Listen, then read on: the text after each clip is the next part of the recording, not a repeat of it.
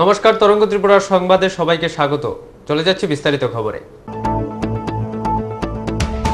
রাজ্যের স্বনামধন্য চিকিৎসালয় থেকে চিকিৎসার নামে অমানবিক আচরণে স্তব্ধ এবং হতবাক হয়ে যখন চোখের জলে বুক ভাসাচ্ছেন জিরানিয়া খোলা এলাকার বাসিন্দা রুনা বেগমের দিনমজুর মা বাবা, ঠিক তখনই পরিত্রাতার ভূমিকায় অবতীর্ণ হয় দিল্লির গুরগাঁওস্থিত ফোর্টিস মেমোরিয়াল ইনস্টিটিউট কর্তৃপক্ষ। হাইড্রোক্যালাপাস রোগে আক্রান্ত রুনার চিকিৎসা চলছে প্রতিনিয়ত, কিন্তু এখানেই কি শেষ বিরল রোগের বাসাবাঁধার কাহিনী? খোয়াই শহরের উজ্জ্বল এবং তেলিয়ামুড়ার শানুর বিরল রোগে আক্রান্ত হওয়াটা বলছে না, লড়াইয়ের পথ এখনো আরও বাকি। দারিদ্রতার সাপে বড় হয়ে বহির্রাজ্য থেকে সংস্থায় এসে নিয়ে গেল বিরল রোগে আক্রান্ত জিরানিয়ার বাসিন্দা রুনা বেগমকে।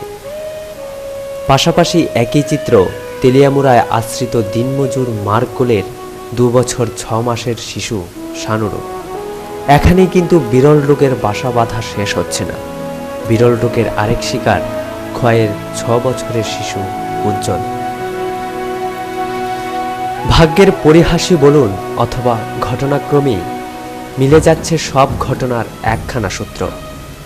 বিরল রোগে আক্রান্ত সমস্ত শিশুই হীনদরিদ্র মাতা পিতার সন্তান। মাসিক আয় বলতে কিছু নেই, আছে শুধু বিপিএলের তকমা। আবার কারো কারো তো তাও নেই। হাইড্রোক্যাপালাসের মতো বিরল রোগে আক্রান্ত হয়ে ধুঁকছে খোয়াই শহরের খোয়াই সুভাষ পার্কের 13 নং ওয়ার্ডের বাসিন্দা উজ্জ্বল দেব।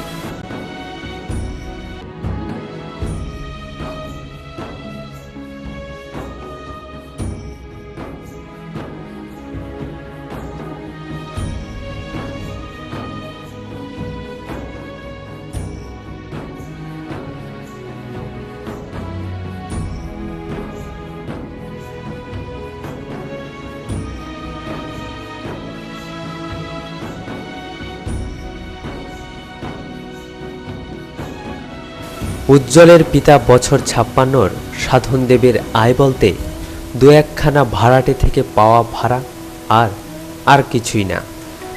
তিনি নিজেই বিভিন্ন রোগে আক্রান্ত। উজ্জ্বলের মা দীপ্তি দত্ত রায় দেব হলেন সাধারণ গৃহিণী।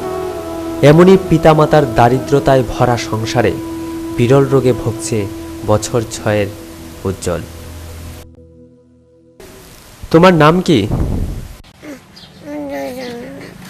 তোমার বাবার নাম কি?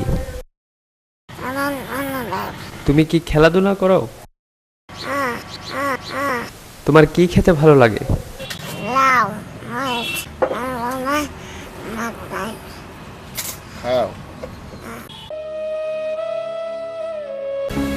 অন্যান্যদের থেকে একটু আলাদা হলেও ক্যামেরা দেখতেই কিন্তু উজ্জ্বলের মুখে হাসি ফুটে ওঠে।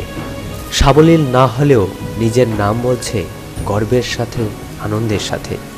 নাম তার উজ্জ্বল। উজ্জ্বলের ভবিষ্যৎকে উজ্জ্বল করার দায়ভার এবার কে বহন করতে চলছে, এখন এটাই দেখার। একদিকে উজ্জ্বলের দেহ থেকে মাথা বড়, পাশাপাশি শরীরের পেছন দিকে কোমরের শিরদাঁড়ার ঠিক নিচে মস্ত বড় মাংসল পিণ্ড রয়েছে, যেখান থেকে নালীর সৃষ্টি হয়ে ক্ষতের মাধ্যমে পুঁজ জাতীয় নিঃসৃত হচ্ছে।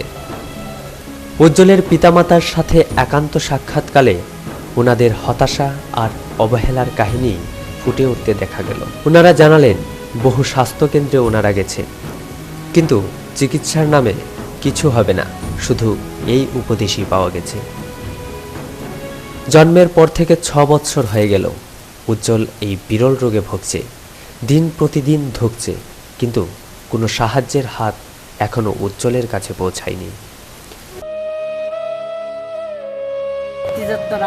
আতাটা এমন ছিল না, পেছনে যে উঠে আছে।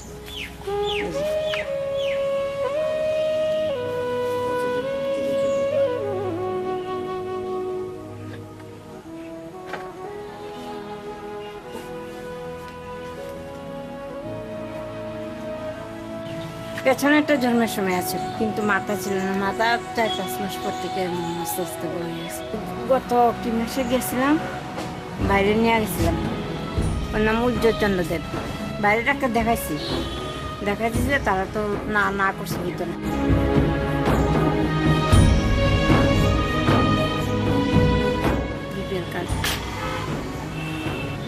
সব নিজের হাতে করছি। আমি চাইতেছি ত্রিপুরাবাসীর কাছে যাতে আমার বাচ্চাটা বাঁচায় তুলতে পারি, আমরা এই সাহায্য চাইতেছি। এই সাধনচন্দ্র দেব, আমি তো কিছু করি না, শ্বাসকষ্ট কি করবো না, চেষ্টা করছি, এলাকাবাসী কেউই সাহায্য করছে না। সমী সরকারের কাছে গেছি, বিশ্বজিতের কাছে গেছি, বিপিএল কার্ড আছে, বিপিএল কার্ডেরও কোনো সুবিধা পাইছি।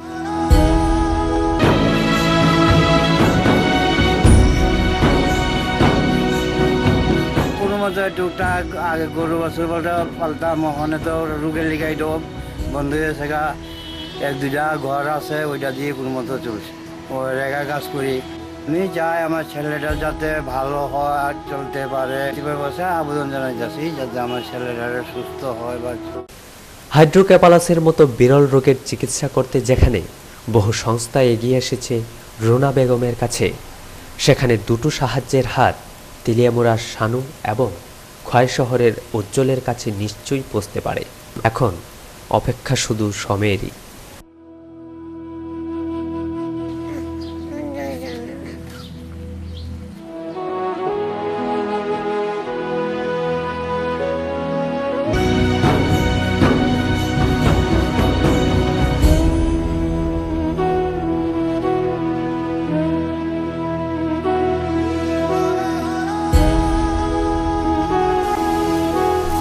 যশপাল সিংয়ের প্রতিবেদন, তরঙ্গ ত্রিপুরা।